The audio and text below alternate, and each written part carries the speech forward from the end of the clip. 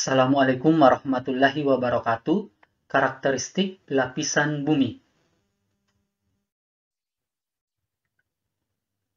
Jika bumi dibelah dua, maka kita akan melihat lapisan-lapisan yang terdapat di dalamnya.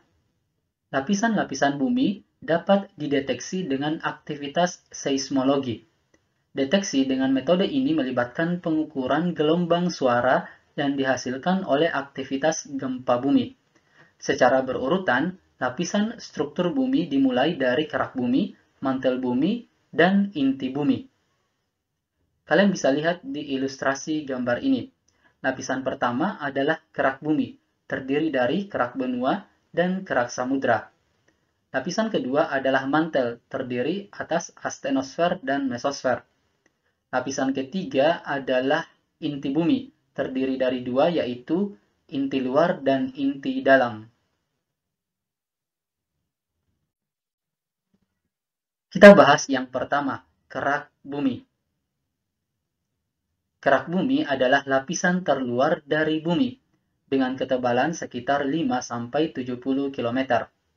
Sekitar 4,5 miliar tahun yang lalu, bumi mengalami proses peleburan yang menyebabkan zat yang padat tenggelam ke tengah, sementara bahan yang lebih cair akan berpindah ke bagian luar.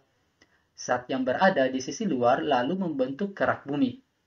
Kerak bumi terdiri dari 3 jenis batuan utama, yaitu batuan beku, batuan metafor, dan batuan sedimen. Kerak bumi merupakan struktur lapisan bumi terluar yang terbagi menjadi kerak benua dan kerak samudra. Kerak benua memiliki ketebalan 8-70 km, sedangkan untuk kerak samudra ketebalannya kurang lebih 8 km. Kerak samudra dan kerak benua memiliki komposisi yang berbeda. Kerak samudra terdiri dari besi, oksigen, magnesium, dan aluminium. Sementara itu, kerak benua terdiri dari granit, batuan sedimen, dan batuan metamorf. Selanjutnya adalah yang kedua, mantel bumi. Lapisan mantel atau astenosfer terdiri dari material cair kental dan berpijar dengan suhu yang sangat tinggi hingga mencapai 3000 derajat Celcius. Unsur cair ini yang selalu keluar sebagai magma ketika terjadi gunung meletus. Mantel terdiri dari batuan silikat dengan kandungan yang kaya akan besi dan magnesium. Ketebalannya sekitar 2.900 km. Struktur kimia yang terkandung pada lapisan mantel ini terdiri dari kandungan magnesium, oksigen, silikon, aluminium, dan kalium. Di dalam mantel terjadi arus konveksi yang menyebabkan pergerakan kerak bumi. Arus konveksi mantel terjadi karena panas yang diciptakan oleh peluruhan radioaktif di inti bumi disertai panas ketika pembentukan bumi terjadi. Suhu yang tinggi menyebabkan mantel yang bersifat plastis ini bergerak, dan dari sinilah arus konveksi terjadi.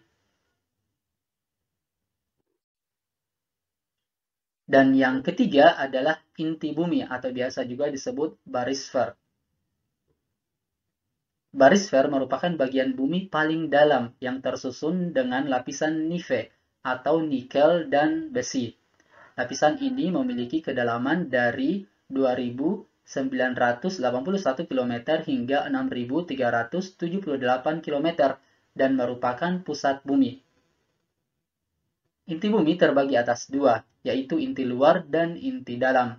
Inti luar atau outer core terletak pada kedalaman 2.981 sampai 5.100 km di bawah permukaan bumi dengan suhu sekitar 3.900 derajat Celcius dan memiliki kepadatan yang sangat tinggi. Namun, inti luar pun memiliki unsur besi dan nikel yang sangat panas dan cair. Pada lapisan ini pun disebut sebagai pengarah kompas magnetik. Hal ini disebabkan proses rotasi bumi sehingga menghasilkan unsur magnet. Inti luar atau inner core adalah lapisan terdalam dengan suhu yang sangat tinggi hingga mencapai 4.800 derajat Celcius, berada pada ketebalan sekitar 2.500 km dan kedalaman mencapai 5.200 km dari kerak bumi. Inti dalam bumi memiliki diameter seperti bola, mencapai 2.700 km. Inti bumi bagian dalam pun terdiri dari unsur materi besi dan nikel dengan suhu tinggi, tapi sangat padat, hingga mencapai densitas sekitar 10 gram per cm kubik. Oke, cukup sekian pembahasannya. Terima kasih. Assalamualaikum warahmatullahi wabarakatuh.